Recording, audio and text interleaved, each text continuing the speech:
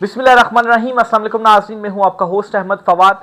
आज तारीख है 16 जुलाई और दिन है बुध का। एक बहुत बड़ी ब्रेकिंग न्यूज़ के साथ आज की व्लॉग में आप खिदमत में हाजिर हुआ हूं जी।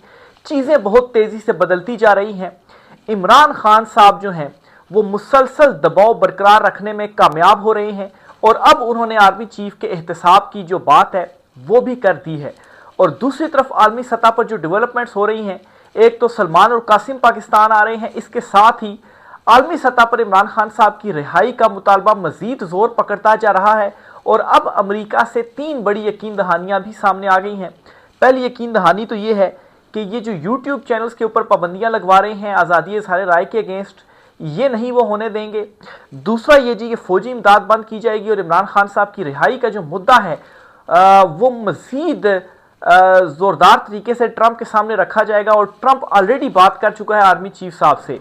अब यह है कि कोई पेशरफ नहीं होती तो दोबारा बातचीत की जाएगी। इस पर कुछ एक्सक्लूसिव डिटेल्स हैं। इस चुनतखिब रजीम के खिलाफ एक आलमी कार्रवाई का जो आगाज है वो हो चुका है, आपके साथ मैं शेयर करूंगा। साथ ही साथ आपको पेट्रोलियम मसनूआत की कीमतों के हवाले से, और ये जो चुनतखिब रजीम है वो कहते हैं ना कि चौकीदारों ने बैंक तो लूट लिया लेकिन उन्हें अब समझ नहीं आ रही कि बैंक को हम चलाएं किस तरीके से, क्योंकि वो तो चौकीदार ही है ना, बैंक से उनका क्या काम है। तो यही सूरत हाल इस वक्त बन गई है। अवामी सतह के ऊपर जो इमरान खान साहब की सपोर्ट है और जो दबाव है वो भी बढ़ता जा रहा है, क्योंकि महंगाई और बेरोजगारी में भी जो इजाफा है जी वो भी होता जा रहा है। और लोग इस वजह से भी बाहर निकलना अब शुरू हो गए हैं। जितना उनको दबाया जा रहा है उतना ही वो बाहर निकल रहे हैं। इवन के अडयाला जेल के बाहर भी सैकड़ों की तादाद में लोग कल पहुंच गए थे। और सलमान और कासिम के साथ भी एक बड़ी तादाद में जो लोग हैं उनका इस्तकबाल करने के लिए मौजूद होंगे। इस पर भी कुछ चीज़ें जो हैं उन पर भी हम डिस्कशन करेंगे। पहली खबर जो आपको देनी है जी वो ये है कि इमरान खान साहब की रिहाई के लिए आलमी सतह पर जो दबाव है वो बढ़ता जा रहा है। 2 बड़ी डेवलपमेंट्स हुई हैं, एक न्यूजीलैंड में और एक अमेरिका में।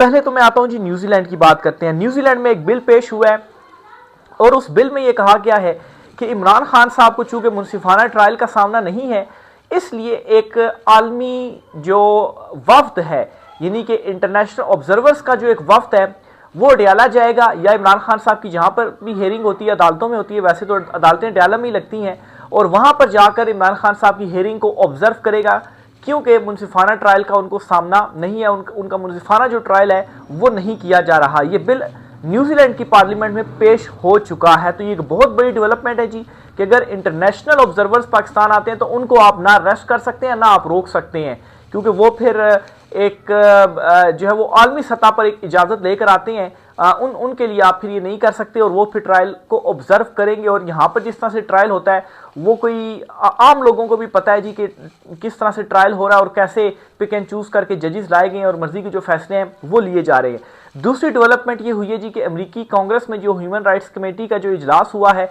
जिसमें सेनेटर्स, कांग्रेसमैन और ह्यूमन राइट्स के नुमाइंदे, इंटरनेशनल मीडिया लाइव ये दिखाई गई है, इन तमाम ने इसमें शिरकत की है जी। इन्होंने 3 बड़ी यकीन दहानियां करवा दी हैं।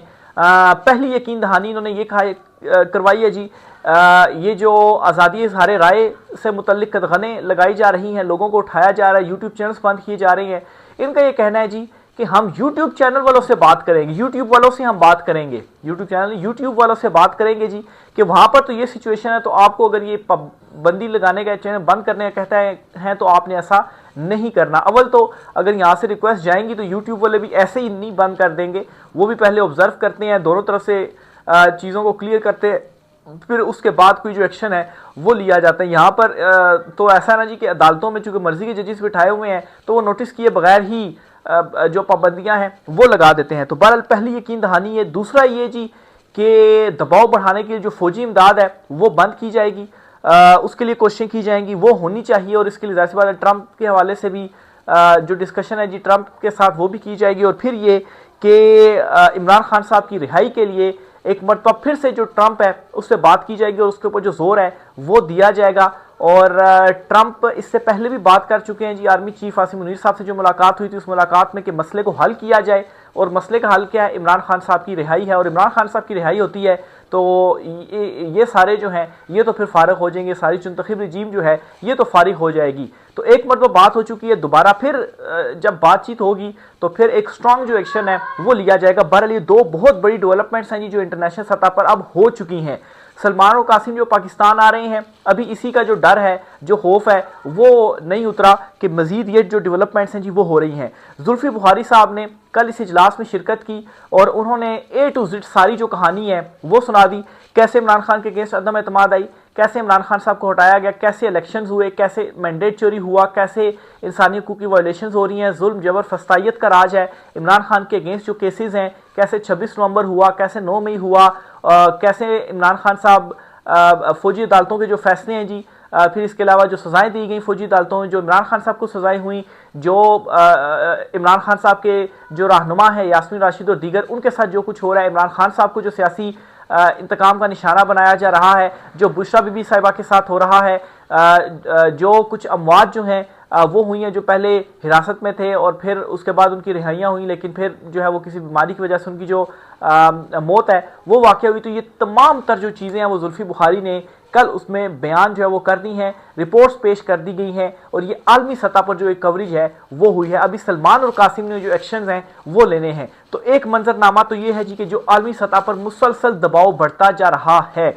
अब मैं आता हूँ जी कि पाकिस्तान के अंदर भी लावा उबल रहा है और मुसलसल जो दबाव है वो बढ़ता जा रहा है। एक तो जी ये चुंतखिब रजीम की आपस में जो सेम पेज है वो फटता जा रहा है। लास्ट वीलॉग में मैंने इसकी मुकम्मल डिटेल्स जो है वो आपको बताई थी। अब आपको ये बताता हूँ जी कि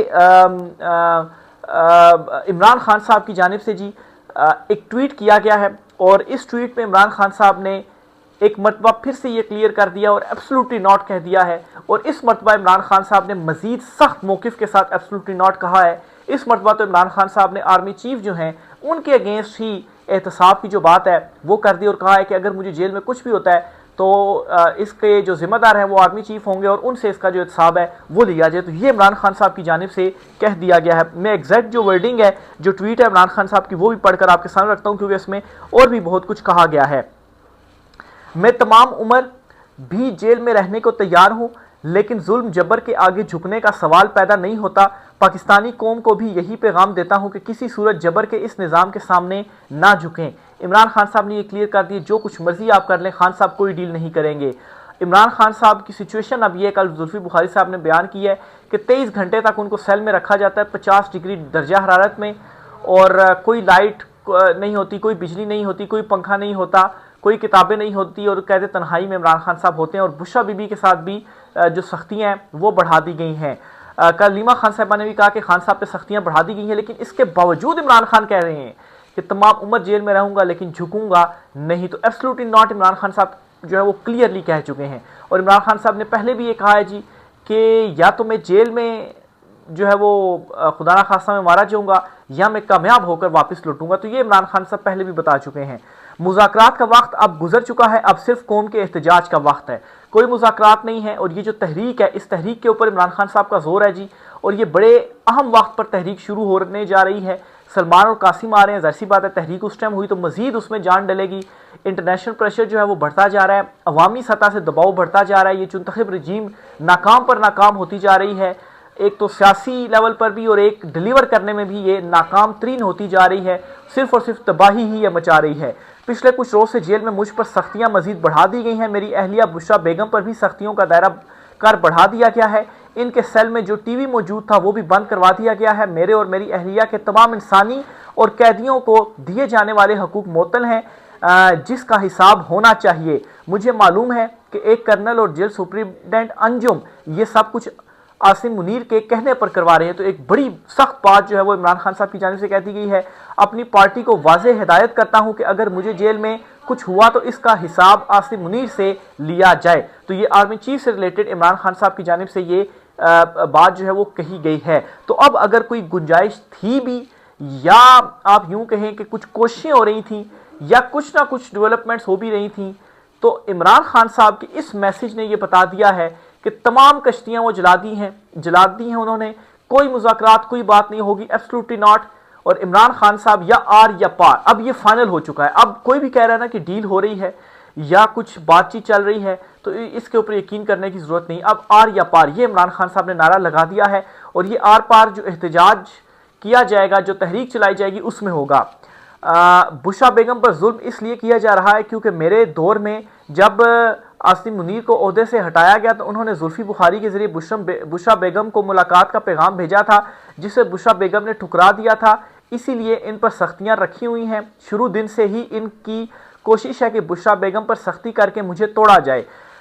जिस जेल में मुझे रखा हुआ है वहाँ सैकड़ों पाकिस्तानियों के कातिल और दहशतगर्द भी मुझसे बेहतर हालत में रह रहे हैं। ये बात भी सामने आई थी जी, ये गालबन अलीमा खान साहबा ने कहा था कि जो एक आलमी दहशतगर्द है गुलभूषण यादव, उसको भी बेहतर सहूलियात हैं और इमरान खान को उससे भी बदतर हालत में रखा हुआ है। फिर इमरान खान साहब ने ये कहा है जी कि मुझ पर हर तरह का जुल्म जारी है, ये जो भी कर लें इस जुल्म के आगे ना मैं पहले झुका था ना ही अब झुकूंगा। पंजाब में पिछले 2 साल से मरियम नवाज और मोहसिन नकवी के जेर साया जबर फस्तायत का जो माहौल है, इसने जमहूरियत और सियासी सरगर्मियों का खात्मा कर रखा है। तमाम मेंबरान असम्बली का काफिले की सूरत में पंजाब आकर सियासी इज्तिमा करना खुशाइंद है। इस वक्त मुझ समेत कई अफराद सख्त तरीन जेल काट रहे हैं, इसलिए पार्टी का हर शख्स अपने ज़ाती इख्तलाफात को मुकम्मल तौर पर नज़रअंदाज करे। मीडिया के सामने अपने ज़ाती और अंदरूनी मामलात को ज़ेरे गुफ्तगू लाना किसी तौर काबिल कबूल नहीं है।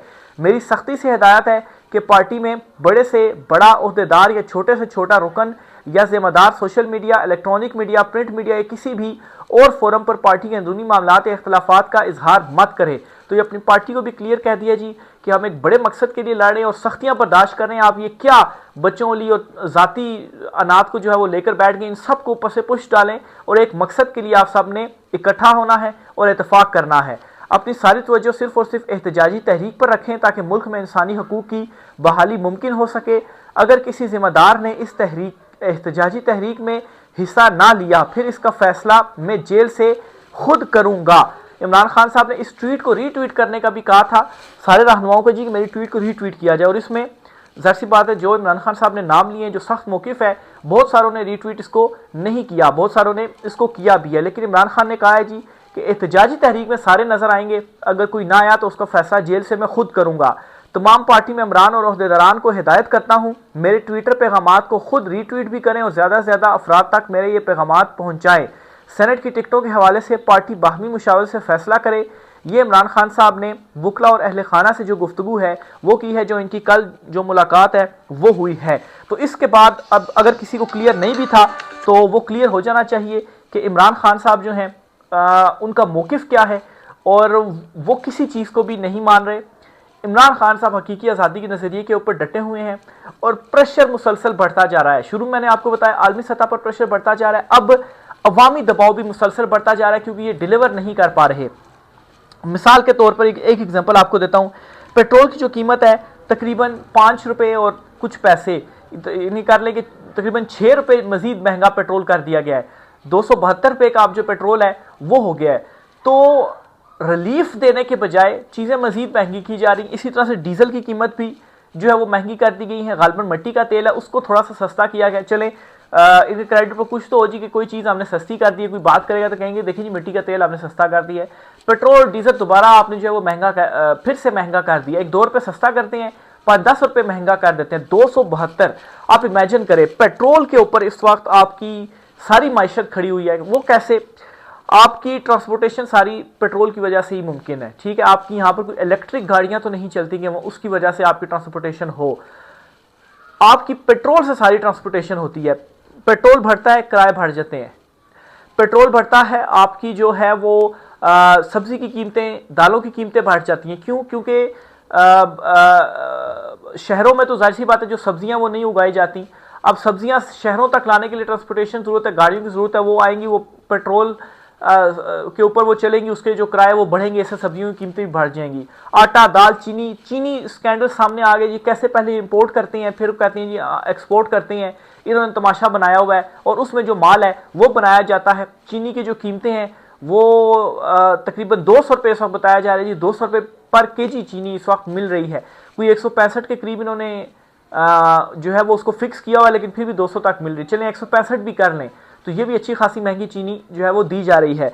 तो ग्राउंड लेवल पर नौकरियां नहीं हैं, तनख्वाहें नहीं हैं, लोग जो है वो इस वक्त भी 35,000 या 37,000 कम से कम तनख्वाह है, लेकिन लोगों को वो तनख्वाहें भी नहीं मिल रही। और जिसकी इतनी भी तनख्वाह है ना, इतनी तनख्वाह में गुजारा नहीं हो सकता। वो घर के किराए दे, बच्चों की फीसें दे, या पेट भरे, या वो क्या करे। तो अवामी सतह पर भी जो लावा है वो मजीद उबलता जा रहा है, तो ये खा जाएगा इस मुंतखब रजीम को। तो मजीद इस पर जो भी तफसीलात होती हैं आपसे शेयर करते रहेंगे। राय के साथ कीजिएगा। आज की व्लॉग से इतना ही, इजाजत दीजिए। अल्लाह हाफिज़।